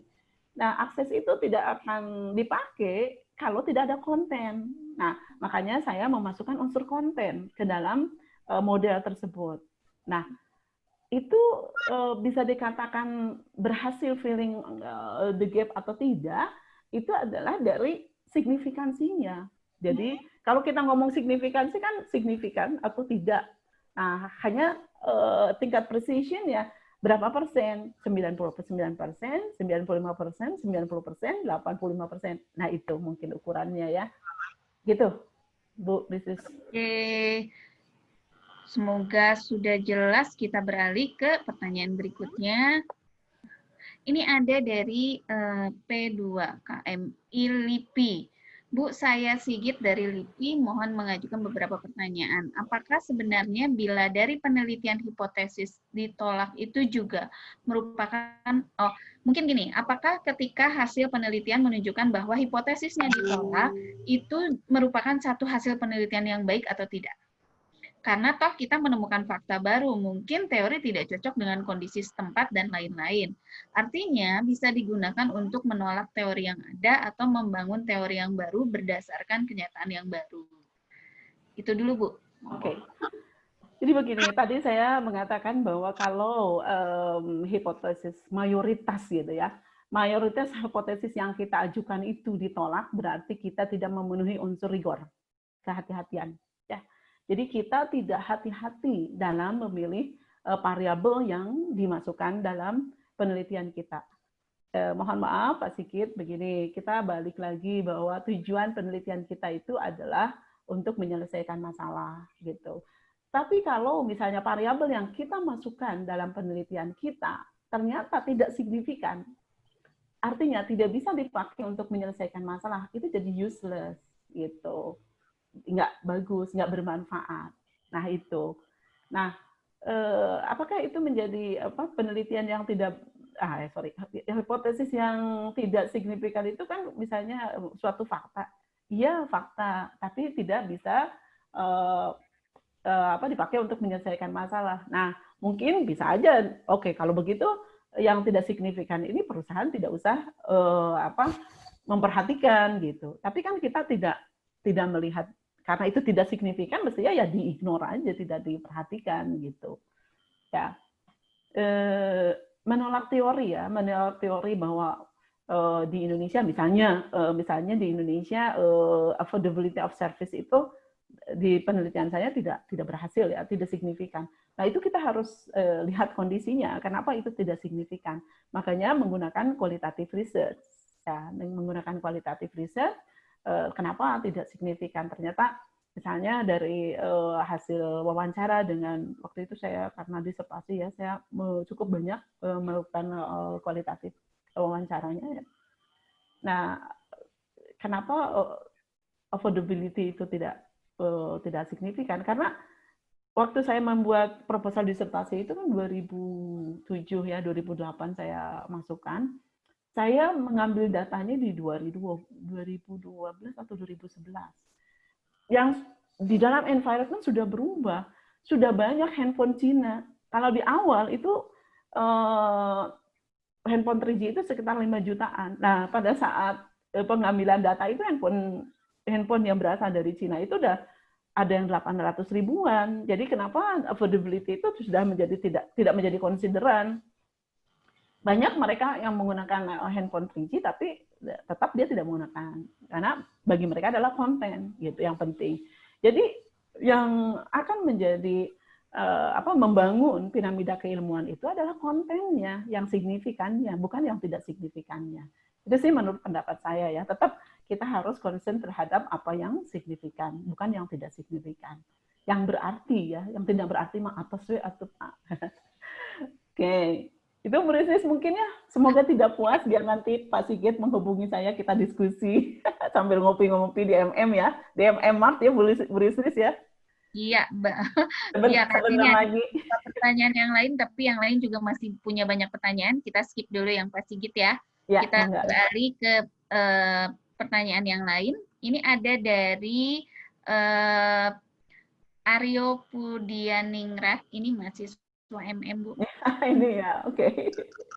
Untuk penelitian selanjut objek B berdasarkan teori dan modeling dari penelitian dengan objek yang berbeda atau objek A. Ternyata dari hasil dari penelitian menghasilkan hipotesa yang berbeda dengan penelitian yang sebelumnya. Apa yang harus diantisipasi atau dipersiapkan oleh pelaku? Mungkin masih berkaitan dengan yang tadi ya, Bu ya? Iya. Kan tidak signifikan berdasarkan hasil penelitian yang sebelumnya mungkin. Iya. Sering ini juga terjadi. Makanya kita harus mempunyai alasan begitu. Kenapa ini sampai terjadi dalam kasus di penelitian kita?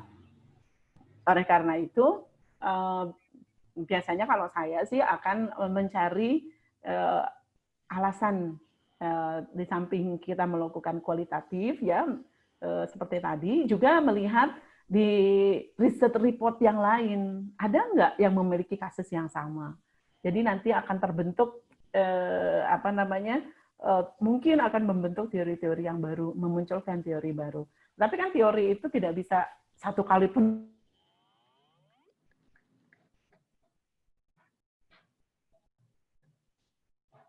Ini apa di saya aja berhenti atau di Bapak dan Ibu juga berhenti? Berhenti. Berhenti ya. Oke, Koneksi mungkin Bu nanti ya nanti Bu Iin akan coba join lagi. Nah, sambil kita menunggu Bu Iin join lagi, saya mau menginformasikan uh, informasi untuk short online training berikutnya. Kita masih ada short online training pada hari Senin nanti tanggal 15 Juni 2020 itu dengan trainernya Dr. Astri Gina yang merupakan juga dosen dari program studi Magister Manajemen Telkom University. Topiknya apa yang akan dibawakan oleh Ibu Dr. Astri Gina adalah Entrepreneurial University Driving Collaborative Ecosystem to Accelerate Spin-off. Jadi ini sesuatu yang memang ditunggu-tunggu. Seperti apa sih kita menghadapi capaian dari Entrepreneurial University dan bagaimana kita bisa melakukan percepatan untuk melakukan spin-off ya. Jadi jangan lupa untuk registrasi kembali Bapak dan Ibu yang sudah bergabung di sini, registrasi kembali di Bit.ly donasi 100 hari SOT. Kita masih buka pendaftarannya. Terus kemudian bagaimana Pak Asep, sudah ada informasi dari Bu Iin? Oke, kemudian selain dari Ibu Dr. Astri Gina, kita juga udah gabung iya Bu Iin udah ada di sini. Udah gabung. Mangga Ibu tadi koneksinya ya terputus ya. Iya, mungkin tadi kecabut ya. Ada sebelah tuh. Kayaknya Bu. Biasalah. Ini boleh Ibu. Baik. Apalagi pertanyaannya tadi? Udah ya tadi? Tadi udah ya, yang tadi udah. Ya. Kita lanjut ke pertanyaan berikutnya dari Dr. Urip Widodo. Pak Urip sudah hadir di sini, terima kasih. Ada pertanyaannya adalah, apakah valid jika kuantit terlebih dahulu, baru kemudian diperdalam dengan kuali? Ya. Ya, Pak Urip, silakan. Ya, gimana? Bu Pak Urip mau bertanya langsung? Atau mau bertanya langsung Pak Urip, mangga sama Bu Indrawati. Ya. Terima kasih Urip. Saya Urip, Iin. Ya, mangga Pak Urip. Ya, mixed method tadi kan kualitatif terus kuantitatif, tapi beberapa saya pernah membimbing itu dia kuantitatif dulu baru kualitatif diperdalam. Iya. Nah, apakah bisa diterima itu kan? Bisa Pak, kayak tadi Pak Urip, kayak pengalaman saya ya Pak Arif ya. Saya kan saya ada di model penelitian saya itu ada 2 variabel ya Pak ya yang tidak signifikan. Akhirnya kan tadi saya katakan kan di proposal kita pasti kan sudah mati-matian ya menjelaskan kenapa kenapa variabel itu penting ya dimasukkan dalam penelitian kita. Tapi ternyata misalnya tidak gitu ya. Saya kan ada tuh dua variabel yang enggak signifikan. Saya memasukkan 3 variabel baru, 2 tidak signifikan Pak dalam model. Alhamdulillah 1 masih signifikan, masih lulus Pak. Kalau enggak lulus tuh. Karena kan nggak ada novelty-nya Pak Urip. Iya itu. Nah, drop. Iya, makanya pembimbing waktu itu meminta saya untuk melakukan kualitatif gitu. Jadi mencari alasan kenapa yang 2 ini kok nggak signifikan gitu. Ternyata ditemukan kan environment yang berubah gitu. Ya, gitu. Itu mungkin ya. Baik Pak Urip. Kemudian pertanyaan kedua. Ya, model Yuto teknologi itu apakah spesifik tertentu aspeknya atau bisa semua ini ya? Tahu ya Pak. Ya, Yuto 2 itu teknologi adoption Pak. Jadi kalau saya menggunakannya untuk service-service yang berdasarkan hasil teknologi, Pak. Misalnya tadi kan multimedia services itu kan berdasarkan teknologi 3G, terus nanti misalnya artificial intelligence ya. Tapi yang kita teliti bukan ke teknologinya, tetapi manfaat dari teknologi gitu loh Pak Urip. Jadi iya betul. Jadi bagaimana kita memanfaatkan benefit ya dari suatu teknologi. Nah, saya menggunakan menurut saya yang paling sekarang ini yang paling bagus ya, yang paling tepat karena prediction power tadi ya Pak ya sampai 72% dia. Jadi saya akan memilih Utahud 2. Tetapi saya juga memodifikasi Pak. Ada misalnya dalam hal GoPay ya. Di situ kan tidak ada trust. Jadi saya menggunakan trust, memasukkan unsur trust gitu loh Pak. Ya. Baik. Prof. Iin, terima kasih. Belum Pak, doakan Pak, saya belum. Insya Belum Allah. Pak Urip, insya Allah, amin ya Allah. Oke, baik. Saya lanjut ke pertanyaan berikutnya dari mahasiswa MM juga nih Bu, Muhammad Khalil Gibran. Bu Iin, maaf izin bertanya, kira-kira apakah ada kendala atau kesulitan atau tidak yang dihadapi dalam penggunaan UTAUT 2? Kalau selama ini saya pakai ya, saya dan mahasiswa dan teman-teman nggak ada ya, udah sangat firm sih UTAUT 2. Malah saya kalau yang sekarang ini lebih mendorong memodifikasi gitu. Jangan hanya UTAUT 2. Makanya biasanya kalau itu mahasiswa bimbingan saya disuruh mikir, ayo jangan langsung diputuskan di UTAUT 2. Oke, UTAUT 2 itu hanya basisnya aja, tapi harus apa gitu ya, kan nanti harus publikasi. Nanti kalau tidak ada novelty-nya mungkin tidak tertarik ya, apalagi misalnya kalau publikasinya harus yang berkualitas ya, kan. Nah, itu. Gitu ya jawaban saya. Ya, kasih Bu. Ya, jelas ya. Alhamdulillah. Kita beralih ke pertanyaan berikutnya. Ini Bu, ada dari Elan Nurhadi.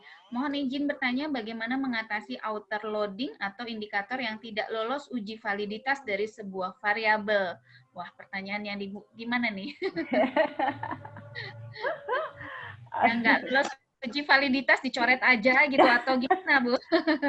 Iya Bu Risris. Jadi begini, makanya lagi ada nih. Ya, Oke. Jadi gini, makanya kita harus hati-hati. Saya sudah sampaikan tadi kalau saya untuk mengukur satu variabel itu akan menyediakan 4 sampai 5 item. Jadi pada saat uji outer model, terus kemudian ada yang tidak valid, misalnya saya menggunakan threshold-nya 0,7, ternyata hanya 0,5 gitu ya, harus dibuang. Nah, mengatasinya harusnya itu variabel indikator di dalam satu variabel itu harus agak banyak gitu. Jadi kalau misalnya ada yang outer loading-nya kurang ya di faktor loading-nya kurang dari apa yang kita standarkan, maka kita buang aja. Gitu sih. Kalau enggak ya Anda harus membuat lagi kuesioner lagi, uji lagi, gitu. Makanya awalnya bikin dulu yang banyak ya Bu ya, supaya nanti kalau ada outer loading-nya banyak ya udah tinggal bisa, jangan sampai tersisa satu tadi ya Bu ya. Iya. Ya. Oke, kita lanjut ke pertanyaan berikutnya. Ini yang terakhir Bu. Pertanyaan terakhir dari Nindi Resti Puranda, ini mahasiswa MM juga. Izin bertanya, apakah semua item harus diadopsi dari penelitian sebelumnya atau boleh membuat item baru yang didasarkan pada definisi dari buku? Karena terdapat penambahan indikator yang tidak diteliti pada penelitian-penelitian sebelumnya. Oke. Baik, terima kasih pertanyaannya ya Nindi, bagus pertanyaannya. Jadi begini, kalau kita menambahkan model itu menambahkan variabel dalam suatu model, pertama kita harus usahakan, meskipun itu misalnya tidak ada di dalam UTAUT gitu ya, karena memang baru, usahakan dari yang lain, model-model yang lain. Nah, dari setelah usaha terus masih tetap nggak dapat, ya udah kita buat sendiri. Tapi prosesnya tadi harus, jadi tadi kan ada berapa? Di sini bukan ya ada 4 kan dari content validity, berarti content validity-nya hilang kan, jadi kita mulai dari pendapat expert gitu, phase validity-nya expert pendapat expertnya bagaimana itu, terus baru nanti readability baru itu. Jadi yang paling penting itu expert ya, apakah expert yang benar-benar expert dan concern, nah itu masalahnya. Expert dan concern, jangan asal gitu ya. Jangan asal iya, taunya setelah turun lapangan jeblok kan, kasihan di ujian, di sidang baru nih kita kena batunya. Nah, itu yakinkan kalau para expert itu misalnya kalau baru ya itu saya mintanya 5 gitu, 5 expert ya. Itu mereka mengatakan oke, ini bagus, sudah go ahead jalan gitu. Makanya kenapa di pembimbing saya aja dulu bilang kamu jangan dulu bikin gitu, cari-cari dulu gitu. Nah, setelah yakin tidak ada baru kita bikin. Nah, terus prosesnya seperti tadi. Kita melihat memang misalnya dari definisi buku, tapi kan buku biasanya kan definisi masih berupa konstruk ya, bukan item gitu. Nanti baru kita buat berdasarkan konstruk tersebut ya, membuat item yang bisa faktual gitu ya, mengukur secara faktual, dan kita bawa ke expert untuk minta pendapatnya. Nah, setelah itu baru readability test, baru pilot test. Jadi tiga step harus dilakukan. Gitu Bu Risis, gitu ya Nindi. Iya, Nindinya ada nggak di sini? Nggak tahu. Ini luar biasa ya, mayoritas memang mahasiswa yang memang sedang di MM juga bertanya, tetapi ada juga pertanyaan yang lain luar biasa sekali. Tapi kita terbatas waktu dan juga tempat ya yang ada sekarang, Bu. Kita sekarang sudah 15-18 sudah mundur dari waktu yang seharusnya. Terima kasih Bu Iin, luar biasa materinya, sampai saya juga belajar lagi Bu gitu ya. Sama-sama. Supaya tidak bisa membuat kesalahan yang sama gitu. Oke. Terima kasih banyak Ibu, dan juga terima kasih banyak untuk Bapak dan Ibu yang sudah hadir di sini.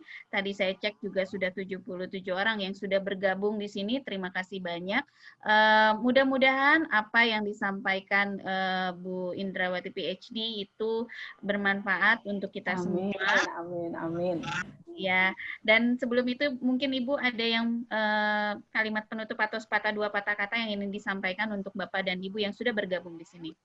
Ya, tentu saya mohon maaf apabila ada yang kurang berkenan ya dari kata-kata saya, mungkin ada ya tidak pas begitu. Cuma harapan saya semoga apa yang disampaikan hari ini bermanfaat buat kita semua, menjadi amal ibadah jariah ya buat kita, insya Allah. Amin. Terima kasih Bu Risris, terima kasih Bapak Ibu dan ke panitia, terima kasih atas kesempatan yang diberikan kepada saya untuk sedikit berkontribusi dalam COVID-19 ini supaya mengurangi beban-beban saudara-saudara kita. Ya, terima kasih. Assalamualaikum warahmatullahi wabarakatuh. Waalaikumsalam warahmatullahi wabarakatuh. Sebelum saya menutup acara ini, izinkan saya juga menyampaikan informasi untuk acara SOT selanjutnya, Short Online Training. Tadi saya sudah menyampaikan bahwa nanti hari Senin tanggal 15 Juni 2020 kita masih punya Short Online Training dan kita menghadirkan 2 expert. Yang pertama adalah sesi pagi, kami menghadirkan expert dari Prodi S1 Akuntansi, yaitu Bapak Kurnia SABMM, yang akan membawakan materi tentang sosialisasi pajak untuk UMKM. Beliau adalah salah satu expert kebanggaan dari Fakultas Ekonomi dan Bisnis yang memang sangat memahami tentang pajak. Jadi kalaupun memang pengen bertanya terkait dengan pajak, yuk ikut, dan registrasi masih dibuka di Bitly donasi 100 hari SOT. Kemudian nanti di sesi siangnya pada hari yang sama itu kita ada Ibu Dr. Astri Gina. Ini jangan kebalik ya sama artis. Biasanya sama Ibu Desi Ratnasari. Ada mungkin Bu Astri Gina di sini? Boleh dong? On cam supaya pada tahu dan juga nanti pada ikut registrasi ya. Materi yang akan dibawakan Entrepreneurial University Driving Collaborative Ecosystem to Accelerate Spin-off. Ya, terima kasih. Informasinya sudah saya sampaikan. Saya mohon undur diri sebagai moderator hari ini. Mohon maaf kalau ada kekurangan-kurangannya dari saya. Assalamualaikum warahmatullahi wabarakatuh. Saya kembalikan acara kepada Asep supaya kita bisa foto-foto bersama. Assalamualaikum warahmatullahi wabarakatuh. Terima kasih Bu Risris. Saya stop share ya Pak Asep. Belum kita foto bersama, untuk materinya gimana Bu? Oh, nanti saya share. Setelah ini ya, saya share ya ke link yang tadi ya Pak Asep ya. Iya betul Bu. Ada 2 kan tadi. Setelah ini saya. Ya. Sebetulnya nanti dari kami itu akan Aku nggak bisa lihat di sini. Pak Asep suaranya kecil. Maaf, Bu. Bentar. Jadi dari kami akan dikirimkan bersamaan dengan e-certificate materi. ya, baik-baik. Jadi nanti ke Bapak Ibu para peserta mungkin nanti bisa dicek di inbox-nya saja gitu ya. Ya. Untuk selanjutnya kita ke sesi foto bersama Ibu. Ya, monggo Pak. Oke. Mohon maaf tadi saya sempat putus dulu jadi bukan co-host lagi. Mungkin tampilannya berbeda dengan di Bapak Ibu, ada 3 halaman, jadi mohon kesediaannya untuk 3 kali take. Kita bersiap untuk halaman yang pertama ya. Halaman pertama, oke. 1, 2, 3. Halaman kedua. 1, 2, 3. Halaman ketiga. 1, 2, 3. Iya, sudah selesai. Katanya 7, Pak. Kenapa 3 kali tag? 3, Ibu, 3 halaman. 3 halaman. Tahu kita ada di mana gitu kan, nanti nggak kefoto lagi. Rugi aku udah ikut. Gitu. Ada, Bu. Buat laporan ya, Bu Rizky. Aku Iya, belum buat laporan nanti isi laporan nggak ada fotonya gitu ya Pak Asep ya. Ada, Bu. Di halaman depan seperti biasa ada pemateri, ada moderator, ada Pak Palti. Sedikit juga sudah. Terima kasih Ibu untuk hari Ya, ini. terima kasih Terima kasih Bu semuanya. Rizky, terima kasih. Iya. Mas Heri mau Terima kasih Bu In, Bu Rizky, dan Terima semuanya. kasih, Pak. Selamat sore. Selamat sore Pak Malti semuanya. Iya.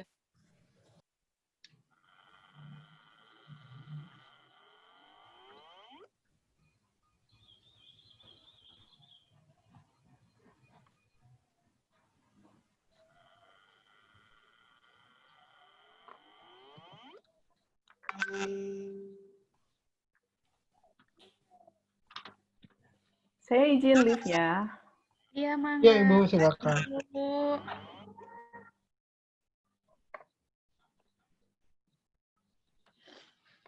Pak Asep, saya kirim itu ya, Q&A yang siang. Mungkin nanti bisa dibagi 2 untuk bukunya ya. Oh iya, ya Bu. Tadi ada yang pagi itu 8 orang, berarti kan sisa 2 bukunya. Berarti untuk yang beruntung, untuk penanya yang beruntung, untuk siang ini 2 orang berarti mendapatkan buku. 2 ya. Udah. Iya Bu.